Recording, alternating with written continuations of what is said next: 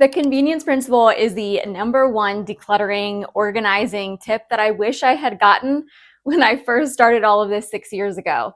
And we're going to talk about why and how you can use this convenience principle through your entire home. If you're new here, my name is Becky Truda, and I've been decluttering for a while now and organizing, downsizing my home, and just learning how to live a little bit simpler to make my life easier.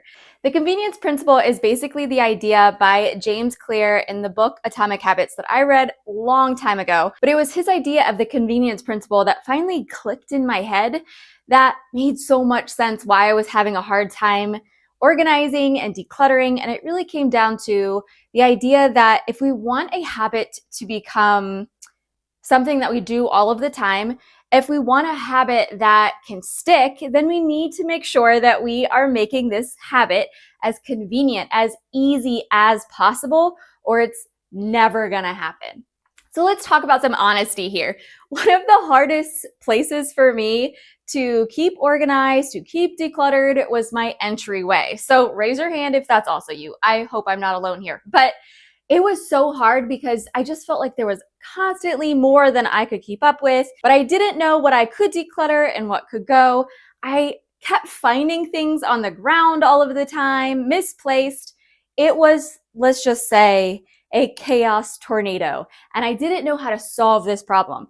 Well, when I started using the idea of the convenience principle, a few things were highlighted, and that gave me some clarity. The idea that if I wanted the habit of being able to put my jackets away, if I wanted the habit of putting my shoes away, and I always knew where my keys were, then I was gonna have to make it a habit that was easier than I even thought it could ever be. So it started with the hooks behind me.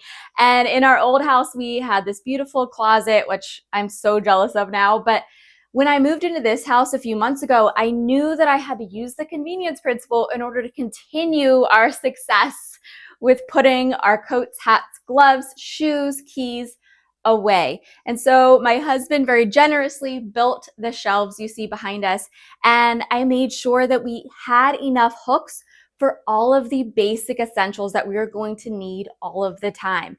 And the other great thing that I want you to remember as you're using the convenience principle in your entryway is that if you find that you are constantly not having enough hooks or not having enough place to put things, often it's not the fact that you don't have enough organization. A lot of times, if you've put in the organization, it's that you're continuing to buy more, you're continuing to bring in more than the space can handle. And so the thing that goes along with that is that space is finite. And in our entryway, the only things that should be in there are things that we're using in this immediate season, this immediate moment of our life. And so if you still have all your flip-flops out or you still have all your summer stuff out here in your entryway, then I highly recommend that at least you start there, because once you take that excess out, you're using that convenience principle. It's going to be easier to find hooks to put your coats up. It's going to be easier to find a place to put your shoes because all of that noise, all of excess is gone, and it's not distracting us from the easiest thing to do with our stuff. Another idea I think you're going to love as much as I did is that in the book, he talks about that our environment is that invisible hand that shapes our human behavior. So our environment in our home where we're living is shaping how we can interact with our space, how happy we are in our space, how functional our space is for us. And a big thing that I've started doing years ago was to have a done bin where I can put those things that I may not have time to fully put away yet, but this bin allows me to have a place that I can call its home until I have the time, the energy to be able to fully put those things away. So think about the last time maybe you did a craft, or the last time that you're just quickly trying to put things away before maybe you have guests over. If you had a done bin, then you wouldn't have to stress about running around your home trying to find the perfect place for everything. A done bin gives you that extra helping hand in order to feel successful. And it also gives you kind of a timeout area for you to be able to go back later and really figure out what the best home is for all of these items without feeling like you're being rushed to do it. So think about maybe like the packages that need to go out. Where are you going to put those packages that you need to return? or the items that you borrowed from somebody that you need to send back out. The done bin can be a place to put those things, or the mail that you need to deal with. Where are you putting your mail? Do you have a done bin, a little basket area that you are keeping those things that you know exactly what's in there, and that when you get the time and opportunity, you can deal with them without all those things being scattered all around your house? So your environment is that invisible hand again, making the environment either work for you or work against what your new habit is going to be. You can use these done bins all over. Now, one of the mistakes that I did make years ago was thinking that I needed a bunch of done bins in the same room.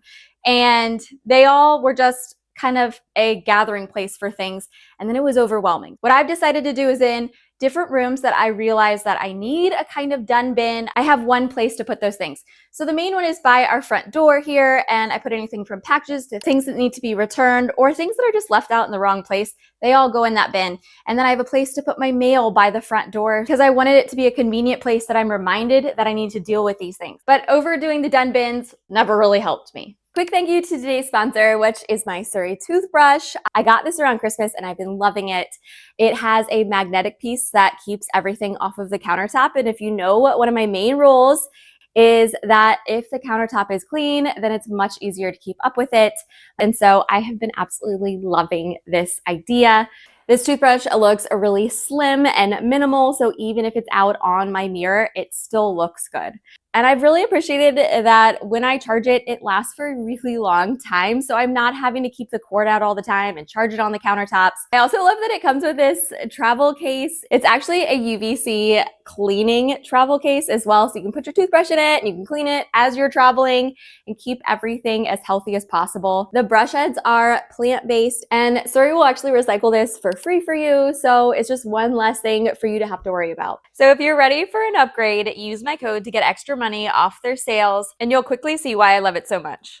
Now, I wanted to share this next one as we're talking about the convenience principle because I no longer have it, but I did have one of these for a long time. And that was a donation bin by my front door or in the most convenient spot possible.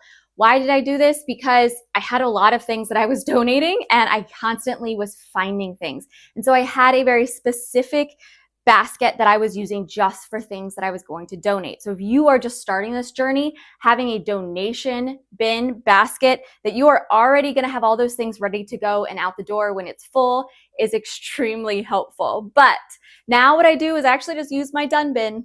So the bin that's by my front door, if I find things that I need to donate, I throw them in there as well. And then when that basket is full, I go ahead and get rid of them.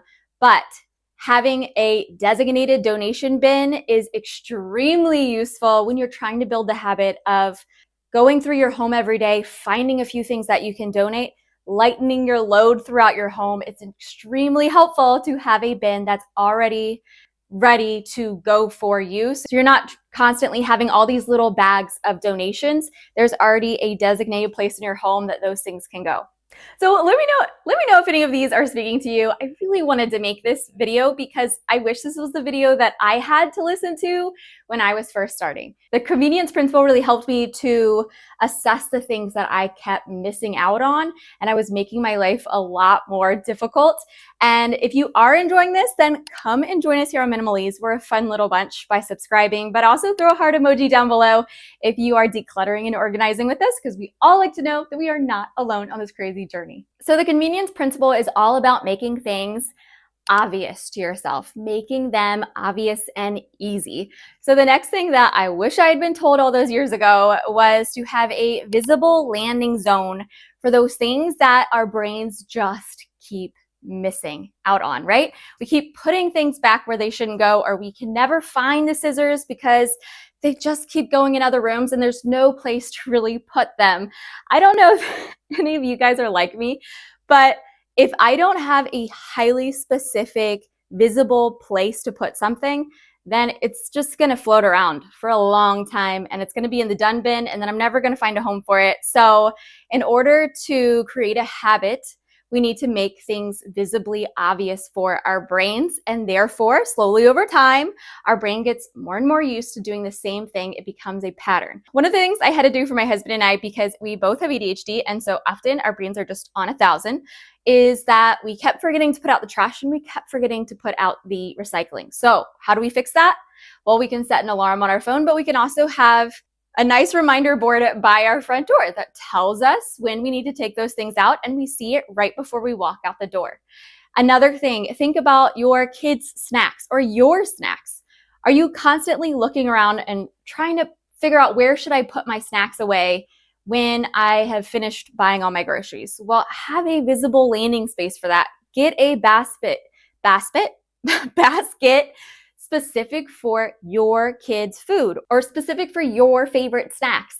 And when the basket is full, you'll know, I don't need to go buy more. And as the basket starts to wean down and get less and less, then you get that visual cue that you need to go buy more. It's all about making our environments work for us, not against us. And the more visual cues that we have in our environment, the easier it is for that to happen for us. So I'm sure, friends, that you have some hot spots in your home as well, things that just keep getting left out and never put away. One of the things, again, that I noticed in my home over the years was that the remotes were never put back where they belong. And isn't it the most annoying thing in the world when you're getting ready to watch your show and you're having to take off all the cushions because you can't find the remote? How do we solve that problem? We have to make it visual. We have to make it obvious. So put the remotes in a basket and have the basket be the home for them from now on. Do not do the lazy thing like I used to do all the time and just lay the remote down wherever.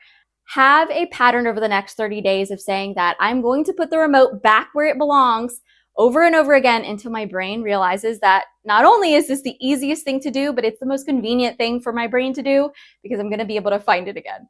Okay, this next quote I'm actually going to read to you because it's too good to get wrong. And that is the idea that you rise to the level of your goals, you fail to the level of your systems. When your systems are not working, you are failing. And that is not something that you did wrong. It does not make you a bad mom, a bad person. It literally means that the systems that we thought we were told were going to work aren't working, and we just need to reassess things, right? So today we are going to declutter friendly storage. Where are you feeling really overwhelmed? What bins are full? What drawers are stuffed? What closets can you not close all of the way? And it's driving you crazy, but you don't know what to do with it. Our storage is working against us, making our environment more miserable because our solutions are not working for us. I'm going to tell you a couple of contradictions, and I want you to listen very closely to them and figure out if they work for you. When I'm thinking about my kitchen has to have everything that I use on a lower level, and it has to be easily within an arm's reach if I'm going to remember that I have it and I'm going to use it.